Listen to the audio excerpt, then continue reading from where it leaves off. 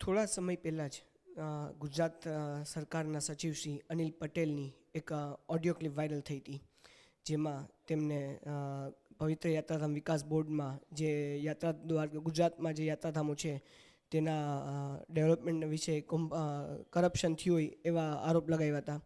એમાં દ્વારકા યાત્રાધામનો પણ ઉલ્લેખ થયો હતો. ત્યારબાદ દ્વારકા યાત્રાધામમાં જે ડેવલપમેન્ટના કામો થયા હતા એમાં અંદાજિત 22 જેટલા પિલરો કોઈ અસામાજિક તત્વોએ તોડી પાડ્યા હતા. પછી દ્વારકા નગરપાલિકાના chief officer Shri Dwarka police સ્ટેશનમાં કમ્પ્લેન કરતા દ્વારકા પોલીસે એક તપાસ હાથ ધરી હતી. આજે દ્વારકા ટુડેની ટીમ દ્વારકા પોલીસ સ્ટેશનમાં દ્વારકાના પીઆઈ શ્રી દેકાવડિયા સાહેબને ત્યાં આવ્યા છે.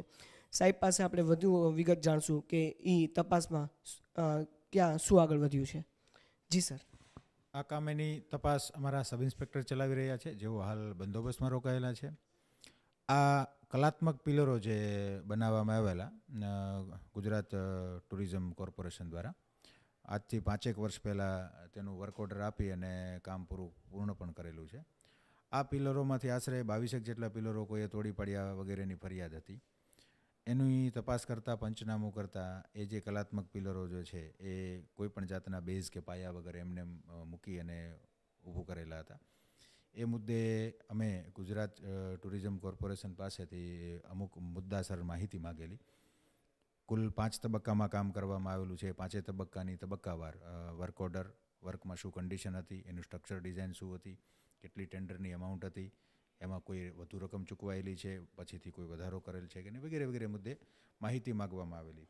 જેમાં માહિતી અધૂરી મળેલ છે, બાકીની માહિતી મેળવવા પણ પ્રયત્નો ચાલુ છે. હાલ જે અમને માહિતી મળેલી છે એમાં 5 વિગત છે કે 5 કયા તબક્કામાં કામ કરેલું છે, 5ની ટેન્ડર અમાઉન્ટ કેટલી છે અને કમ્પ્લીશન કયા સમયે પૂરું થયેલ છે અને ચૂકવણીની કેટલી રકમ છે. તો 5ની અમાઉન્ટ જોઈએ તો આશરે 55 કરોડ જેટલું ટેન્ડરનું અમાઉન્ટ હતી 5ની. અને પછી જરૂરિયાતના આધારે કામના વધારો ઘટાડો જે કંઈ એ લોકોએ એમના નિયમો મુજબ કરી અને આશરે 63 કરોડ રૂપિયાનું કામ કરેલ છે.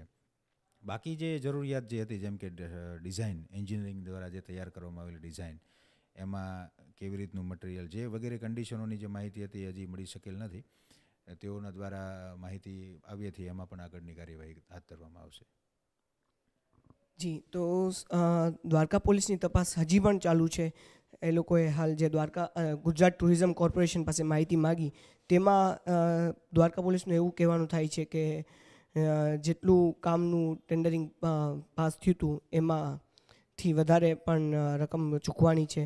અને દ્વારકા પોલીસ આ યાત્રાધામ વિકાસ બોર્ડના જે કાર્યો હતા એમાં કામમાં કંઈ ભ્રષ્ટાચાર થયો છે કે નહીં એ સંદર્ભે બી એ દિશામાં પણ દ્વારકા પોલીસની તપાસ હાલ પણ ચાલુ છે.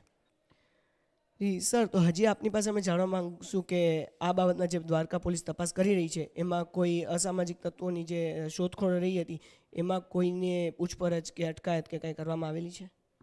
હા, આ જે કૃત્ય કરેલ છે તેમાં કદાચ કોઈ અસામાજિક તત્વોએ જાણી જોઈને આ કરેલ હોઈ શકે છે.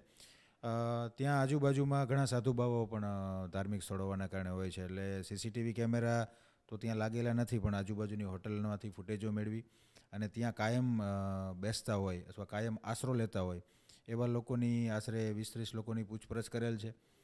કોઈ હજી સુધી ગુના સંબંધે કોઈ કડી મળેલ નથી. હજી પણ વધુ સત્તારોને તપાસી અને ગુનો શોધી કાઢવા માટે અમે પૂરતા પ્રયત્ન કરીશું. Thank you sir.